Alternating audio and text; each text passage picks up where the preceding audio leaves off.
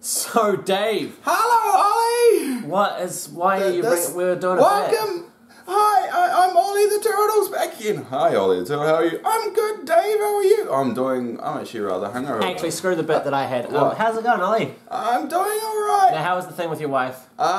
She left me. I'm sorry to hear that, man. No, not really, she was kind of a bitch.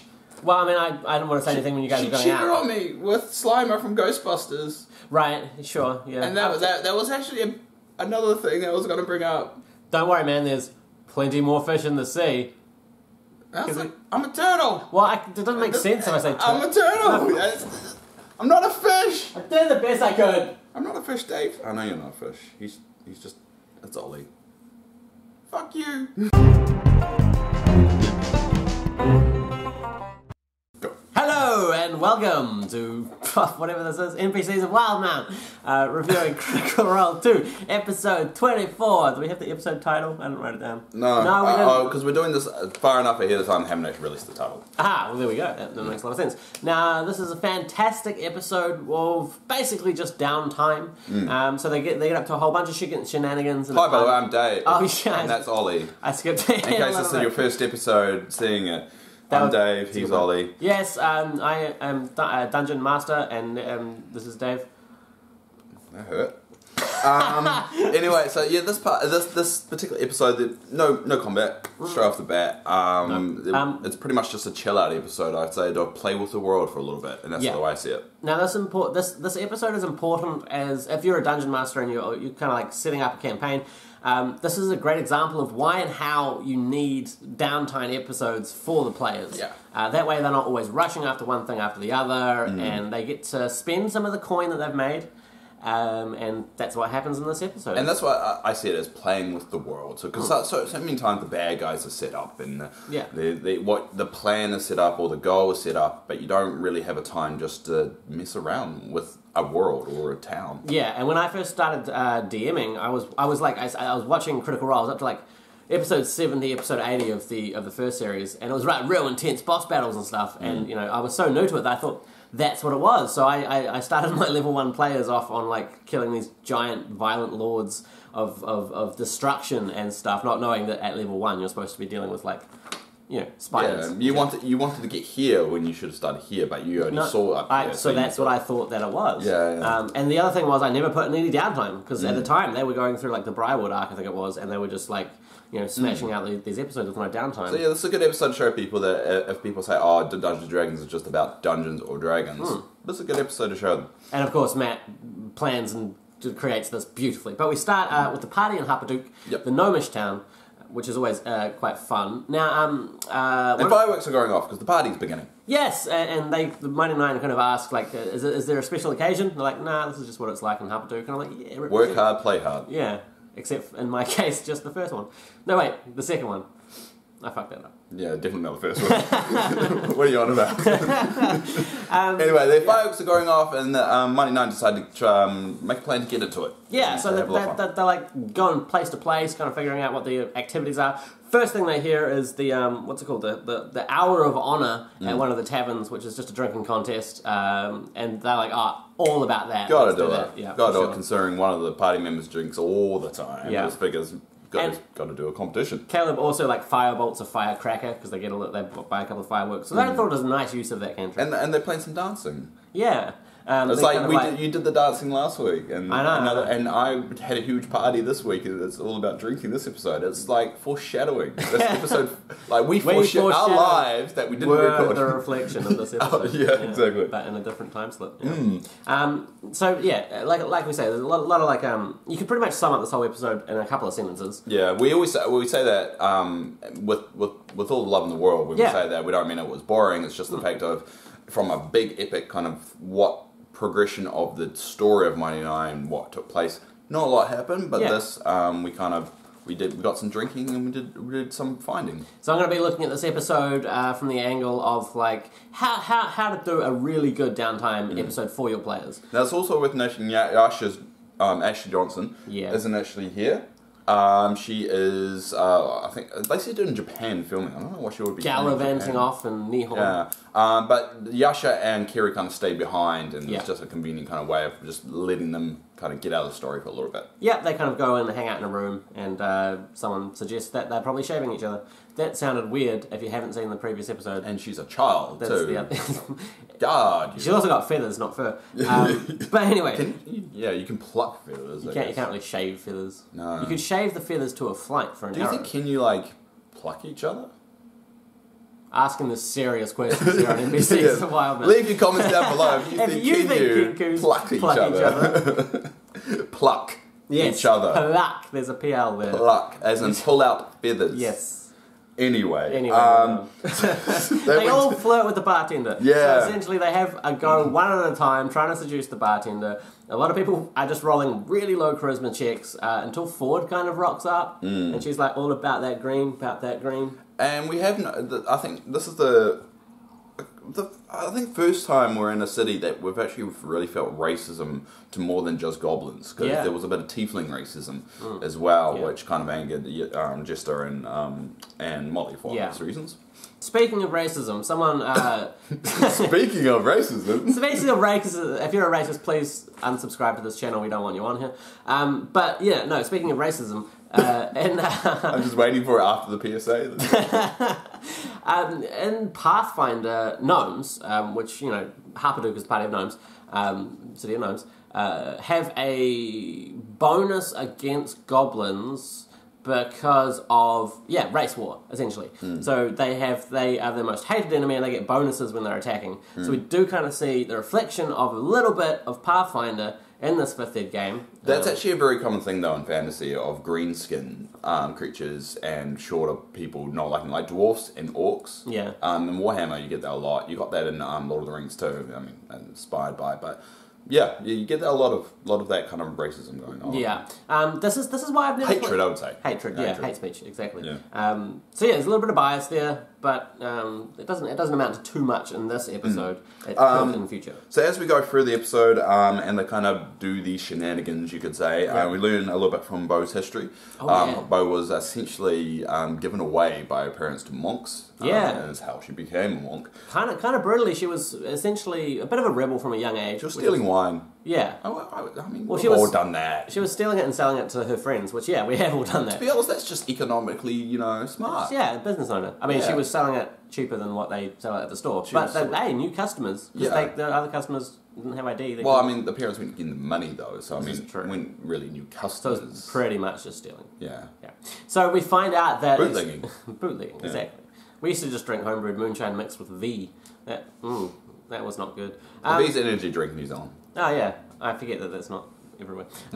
So essentially Beau was like this kind of like rebel from a young age, badass that stole a bunch of wine, sold it, the parents found out, and sent it to the orphanage, I like to say, which was the monk training camp. Yeah, which comes back into play later on when we use the word orphanage. But we'll get to that. I was hoping you would know. Like, you seem confused. I was like hoping you would get my reference. Never mind. Anyway, Jester and Ford keep on pushing their stupid love thing. I don't like it. He doesn't like it because they're in a real relationship. I don't know. No, I don't think that's the core reason. Right. It just seems like it's all one-sided. And like Ford is just awkward when it comes to sex, as we found out in this episode. Trying to flirt with the bartender. He's only been with like Captain American levels. So Captain America, I'm pretty sure, he's never... I think Captain America's a virgin. I mean, he got frozen in ice, and then he got unfrozen. He didn't immediately get laid. He has no way of the ladies. So he was saying he's very Captain America-esque, because pretty much he's only slept with like one person. That's the closest. Because he said he's been with one person. He's been with somebody. Yeah, because but it's close to Captain America levels. Captain America levels is 0, and 1 is 1. Just so point the that out. closest to 0 is 1. I think he's only been with one person. Surprisingly, there was actually not that too much speculation of this on Reddit. I expected when this scene came up that there would be thousands of threads on Ford's sexual conquests, but no. Well, because 1, it's not a mighty number. I mean, what are they supposed to do? Thousands about one incident? Yeah, exactly. No. No. Anyway. We're filming this way too early. Yeah, well, anyway, I don't know how I feel about that. I just feel like it's forced. I kind of, and I think that's why that bothers me, because it feels a bit forced. I think they are aware of how much we as critters love the relationships between. I mean, don't get me wrong. Vax, love Travis and Laura. Oh yeah, no, of course. I think it's going to happen eventually. We don't know who between. We actually find out that Molly isn't really batting, or not find out, we kind of knew, but that Molly is either bi or I'm pretty sure Pan. I feel like Molly would be Pan. Yeah. Mainly because he kind of like loves everybody, and he doesn't have a bias when it comes to who he sleeps with. Although he did say that Bo isn't his type, which could it doesn't necessarily be a gender thing. It could be a personality thing. And it's not always just the gender thing. Sometimes people are just not your type, and it's okay. This is life lessons here. I know. I had to have that discussion early on with Ollie here. No. Yeah. So, insight check. Someone's like, yeah, I've been with someone. Yes, insight check. There was a lot of insight checks in this episode. Yeah. But we find out Bo worked at the library, yada, yada, yada. We go on. Essentially, we meet a kid. I can't remember when this was, because all I've got is Matt's kid acting is, and then in capitals, on point. I think it was a point too, because that came up later on as well. Okay. Of the kid acting. Oh, yes, it was that kid. Tara was her name. Yeah. Yes. So Jester has never been drunk. No. This is something we'd also learned, so she's not going to play part in the drinking competition for obvious reasons. That's good. Life lesson out there, if you've never been drunk, don't go start with a drinking Don't go like 110% when you first drink. Just like... Yeah, have a beer. Slow. Yeah, have a beer. That's Take it slow. Yeah. Make sure you're in a safe spot when you do it. Yeah. Just don't drink a litre of homebrew moonshine mixed with V. We say this as part of a very heavily drinking culture in New Zealand. Yeah, we have a massive binge drinking culture here. In fact, in Japan, you can go to a bar and say, I'll buy 2 hours rather than like 2 drinks. And you can just drink whatever you want in those 2 hours. That would not work here in New Zealand. I mean, I'll buy still 5 drunk. minutes. I don't doubt that. Yeah, I know. That's the thing. I've got wine right over there. I quit drinking a year and a half ago. So I know. This is why we work so well. I'm the drunk. Yeah, which is weird because I'm the more reckless, unlogical one, and you're the one that actually has. You shit think together. I'm not reckless? Okay, maybe I should. I bought a bar when I was 22. Yeah, and now no longer own that bar for a reason. I've heard your escapades. I'm not. We don't have time. There's only 40 minutes. There's only 40 minutes. That's for a podcast for another day. Yeah, check that out in the D20 After Hours podcast. So anyway, the drinking competition begins. It's the Mighty Nein versus another ragtag crew. Yeah, Blemmings crew. So basically, there's like a little bit of a bidding war to see who faces who. The people that donate the most money get to fight against each other. Yeah. Now, essentially, the drinking contest in terms of rules came down to contested constitution checks, which is kind of boring if that's all you're doing. But because Matt is genius and the party members are really good role players, they took this simple mechanic and turned it into an entirely awesome, funny, wicked scene. And this is not the first time that he's done something like that. He's done it with arm wrestling. He does a lot of those competitions. Strength. Yeah. Failures, yeah. So it just looked like a tip for your DMs out there. Just because the rules are the rules doesn't mean you can't bend them or make them a little bit more entertaining. Because on face value, some of the rules are kind of like dragging. Yeah. So Matt was essentially like painting the scene beautifully. We had like moments and actings and stuff, and that just took simple dice rolls to beautiful scenes. So we'll go through the list. So Molly goes first. Yeah. Wins it. Bose goes next, and Bo's a drunken monk. Yeah. Makes sense for Bo to win that one. Yep. But she doesn't. She loses. Spoiler alert. Yeah. Caleb goes next. Wins it. Ford's turn. Ford wins it. And then Not goes and Not should win it because she's always drunk. She's got a big flask. Yeah. So funny enough, Bo, the one called the drunken monk, was the only one that failed. Was the only one that failed. And she stole wine. So it feels like she has the best grounding to win these kind of competitions. I almost thought that Matt was going to give her advantage on that role. And just to kind of do some distracting in the background as well. Yeah. We also get a double or nothing bet at the end of it, and they win that as well. Then we get this wonderful line where Not is reveling in her victory, in the Mighty Nein's victory, and she just screams, "Victory will be ours in any arena!" And I was just like... Not has extremes. I love Not's extremes. Like when she gets scared, like when there's an innocent person or something that moves, she's like And there's a similar thing at the end. Yes, it makes me laugh every single time. Sam Riegel, you are so pure. So by this time, all the Mighty Nein are drunk. Completely. We have Caleb reminiscing about Astrid because Caleb goes dancing with Jester. Because remember, Jester's the only sober one here. Yeah. And we hear Astrid again. have we decided what have we been known like? Is Astrid a boy or a girl? I think that's still the mystery. Yeah. I think there were some pronouns there of a she, but I might have missed that. Right. We need, if you know that, pop it in the comments. I don't think it's me. I think it's vague for a reason. Right. But the morning after, everyone kind of wakes up from their slumber. Everyone's had a good time, but then something's missing. What's missing? Our coin purses. There you go. Yeah. So someone has stolen from the Mighty Nein. Yes, everyone that was blackout drunk, which was most of them, has lost all their coin. Now this is hard-earned money, hundreds and hundreds, maybe even thousands of gold pieces spread out through the party, gone, save for Yashas and Jesters, because they were not drinking. Lifeless in there, you want to hold on to your stuff. And Jester loves this fact, because it comes up many of a time. Yes, so she's like, oh, don't worry guys, I got breakfast, $1 bills. Yeah. But I don't realise that dollar bills. We don't even have dollar bills in New Zealand. I know, dollar coins. Pretty much, yeah. But the investigation begins, not an investor. Their detective agency is reignited. Yes. And they kind of go through a list of people of who they think did it. They check with, I think Irene was her name? The bartender? Or the bar lady? Irene. But didn't do it. Razor didn't do it, and then they decide to go see her dad. Yeah. As well, during this. So they go to the Tinkertop shop. Hey, that rhymed. So inside they've got this... I mean, that was the point. Mad old...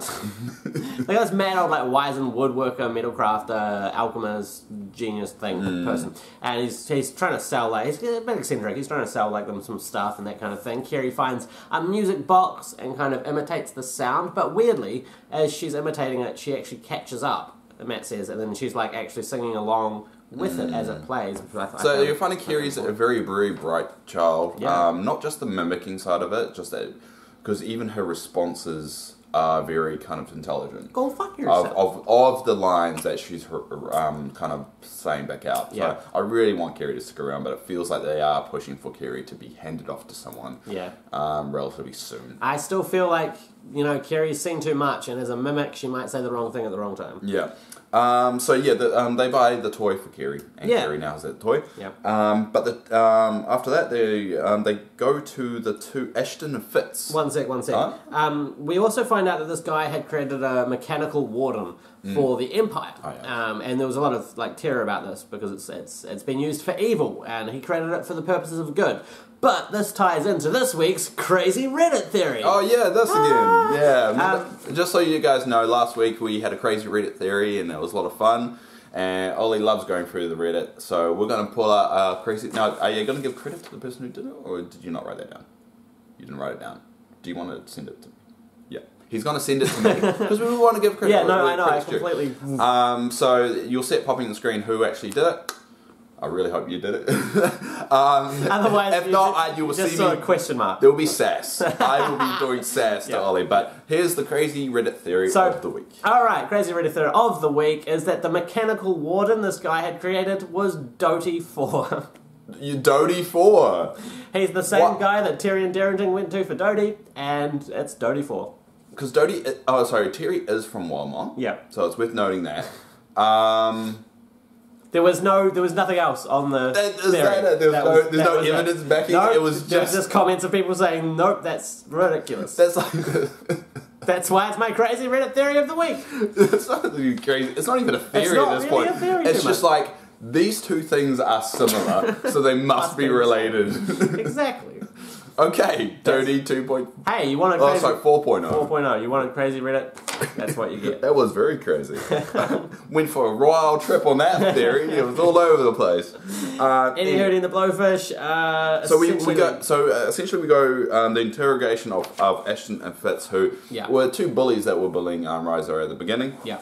Which did that subtle tiefling racism as well. We got a bit of Ford and Bo, good cop, bad cop. Yeah, which I really liked. I do like the Ford and Bo relationship. I think that's getting stronger and stronger, and I really like that kind of... They're both kind of tough guys, but Ford is the more nice tough guy, and Bo is the one I don't care tough guy. Reddit was talking about that scene a lot as well. It was bloody brilliant in my opinion.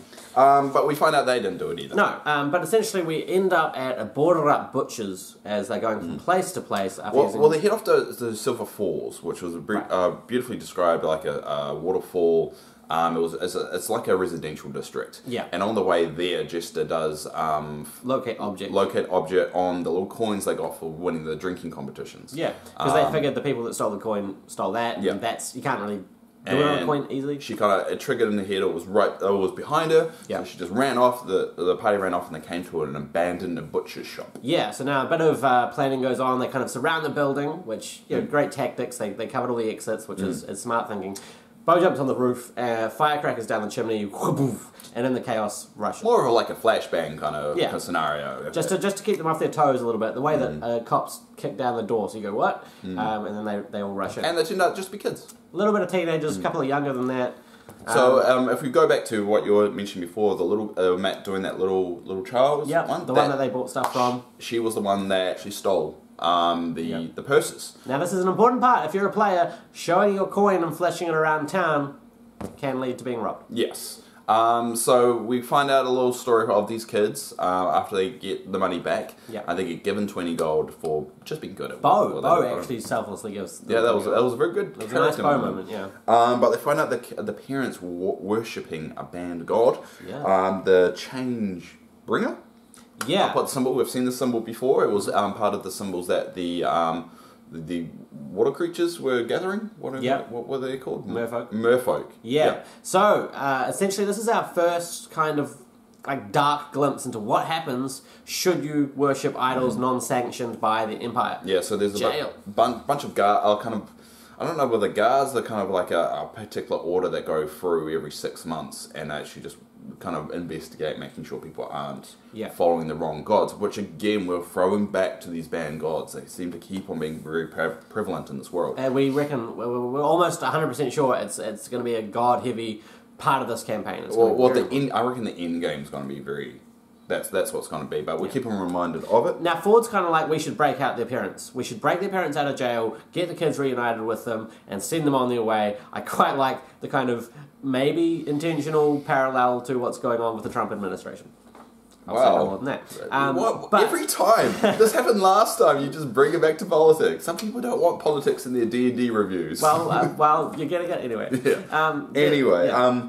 So they talk about potentially breaking out the parents. Yeah, and they're kind of negotiating what should they do, because remember, they're still on this task for the gentleman. This Hupperdook journey was only a side thing. And they're like, well, if we go break the people out of prison, what if we run out of time for the gentleman? So they've got 2.5 weeks to complete the mission for the gentleman. Yeah. It will take a week to get to the location they need to go, and obviously it's going to take a while to get back. And remember, it's an escort mission, so they don't exactly get their jobs done, send a message, they can move on with their lives. They actually have to get all the way back to Zadash. Yeah. Now, they actually decide to leave Kiri with the orphans at this point, and get them to kind of just hang out. Now, my crazy Reddit theory of the week was going to be what I'm about to say, but then I realised it's not all that crazy. It's actually pretty logical. It's actually just a theory. Yeah, it's actually fairly logical. If the guards that the Mighty Nein had told had stolen... No, the guards that they told that their gold was stolen might go looking for who stole it. If they find these kids in the butchers with Kiri, they might arrest the kids and arrest Kiri at the same time. But was Kiri with them when they went to the guards? Possibly. I think they were at this point, because it was the morning and Yasha and Kiri had joined them. But I don't know when they spoke to the guards, they were with them or not. I don't know if that was stated. I'm not sure, but Kiri cannot really convey much more than what other people have said to her. So she's not going to be able to talk her way out of that situation if it. But she can use a line that they've used around. What fuck character say? Yeah, I don't think that's going to work. Or bring out the dagger. That's not going to work. Oh no! She'll bring out the dagger, and then they'll. This could be the end of Kiri, people. I know.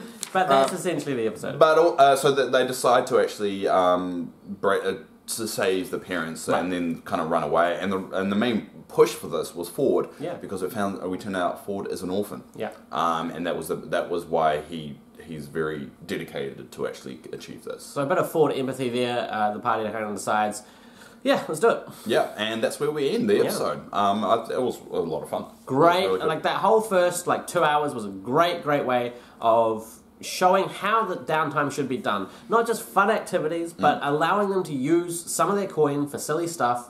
Not too much. You don't want to charge them gold pieces. Not. You don't want to charge them gold pieces and that kind of stuff. And party members, they need it. They need downtime between adventures. Exactly. So now we head into that portion of the show where we mention your comments. Now, we only had one comment last week that we featured on the show, so this week we're going to have 3 to kind of make things up. 3. Oh, MVP. We have to do MVP. Mine is Molly. Molly? I thought there was some great Molly moments throughout that role-playing at the beginning. I didn't think about this until right this moment. I would go with Ford, mainly because of how Ford kind of took the reins of saying, hey, I need to do this for me. Right. I need to do, and it was an awesome moment from Ford learning where he's come from, so I'll go Ford. But to be honest, there wasn't one standout player. They kind of... They were all... It felt like a Vox Machina episode. Yes. There was a lot of folk working together. It was more of a Mighty Nein MVP. Actually, I'm going to change mine to Matt. I thought Matt's downtime creation of what he was doing there was absolutely on point. We only can have one, because otherwise there would be too much images to pop up. So we'll say Matt. I'll go with Matt. We'll go with Matt. I think Matt, because the whole episode was driven by Matt's mind. Yeah. Instead of what the party chose to do. Yeah, it was really So Matt is your MVP of the week. All right, so now the comments of the week. So I'll do the first because I'm doing 2. So last week we were confused about what the troll was. Yep. Thank you, Jason Hoover, who's been a good follower of the channel. You're awesome. The troll is a venom troll from the Tome of Foes. I'm paying that off at work. So in case you're wondering if you want to add that to your game, look that up. Yep. That's a really good one. Now, Ollie. From James Lewis, slow your roll, bros. We have perhaps years to go. We will get the answers. Let the story flow. Lol. I know we'll eventually get the answers, but I want them now. Yeah. I think it's okay. I get where you're coming from. Especially last week, we were going like, we want more answers now. I don't know. I think. I want something, but I also want this to go on for a while as well. Yeah. So I guess I can see exactly where you come from. We're just impatient. Yeah, basically. Consumerism. Yeah, we want instant fix. This is the Western world. Yeah, but I mean we're willing to wait. We just also want to comment when we want it now. Yeah, so just do both. And the last one is from Mark Davies. He says, Kiri should live with Pumat Sol. We don't need another Pumat Sol. Can you imagine? Can you imagine how much more they would visit Pumat Sol if Kiri was there? Yeah, and they would not get anything else done. And there's already 4 technically, like 4 Pumat Sols. And you imagine a 5th one, and it's just repeating everything Pumat Sol said. Well, I think that's probably a good idea. Probably a good idea. Yeah. Some quality impersonation. Yeah, so we don't need that. But I honestly don't know what they're going to do with Kiri. I reckon Dolan. I think they'll probably go back to Dolan. Yeah, Dolan. We said that when it happened. Why didn't you leave it? Well, is he back in Zadash yet? Do you reckon? I think he was waiting for things to die down. Yeah, he was waiting for things to die down. So I don't know what they're going to do with it. But to be honest, I think Kiri's becoming more of a staple hold to the Mighty Nein. Yeah, I reckon Matt's going to kill her. I reckon there's people. No. People say that on Reddit. I think he is. I think he is that diabolical. I think you've been on Reddit too more. I think it's crazy damn theories. But thanks, Mark Davies, for that particular one. And also thank our Patreons. Yeah. We've got 2 now. Josh, and there was another one which I really want to have the name of. It's alright, I'll vamp. Please, we're going to release a special video for these 2 lovely people. That's actually accurate, man. Thank you. Yeah. That had joined our Patreon. So I will be singing a song about each of them, which I will improvise with my guitar. Because I'll be there. He'll be there. Just doing the audience reaction. Boo! Kind of stuff, which, Free bird. Because I want it to feel like, I'm at home. So the best thing I can do towards that is to have people boo at me, because that's what happens when I perform. Really? No. I bring the house down. But yeah, so I'm going to be writing a song or improvising songs for both of you as per my promise. But that's going to be a separate video here on the D20 Multiverse. So if you want Slidry is our other Patreon. So thank you two. We will be doing a special video for you guys to thank you, and also let you know what we're going to be doing with that donations that cocaine and hookers. No, probably not. Really, hookers? I'll send this to Julia and see how it goes. No, maybe we won't. Maybe we shouldn't. No, because she'll probably it's fine. She'll probably join you in the celebration of cocaine and hookers. And you know she would. Anyway, we don't need to delve any further into my life. Yeah. So thank you all. Yeah. Make sure you leave your comments down below of anything we discuss, especially about the episode. Yep. Which is the main purpose of the video. Yeah. I really love your feedback, and we are going to be doing a special Critical Role focused podcast. episode of our podcast where we talk about all the... every week we get some comments that are just too long. Yeah. And we can't read them or discuss them fully. So we're actually going to sit down, me and Ollie, hopefully in the next week, get all your comments that are real long ones, read them out and discuss them, and we're going to hopefully do this on a regular basis. So if you do have a theory, go to our Discord, post it there as well, that we'll see those straight away. But also leave a comment down below. Longest theory you want, crazy Reddit theories if you want, and also make sure you subscribe to this channel and also the new Critical Role channel, which is launched on YouTube. They're going to be releasing brand new contents where the new Honey Heist 2 is going to show up, and it's going to be interesting what they do with that, so keep an eye out for that. So, thanks for joining us on this little journey. For myself, Oliver, Dungeon Master, and Dave. We wish you a good morning, evening, afternoon, wherever you are in the world. We need, we have the awkward moment at the end. I know, we had to do it. We need to do something. Banana hammock! I don't like bananas. That was a Scrubs reference. I know.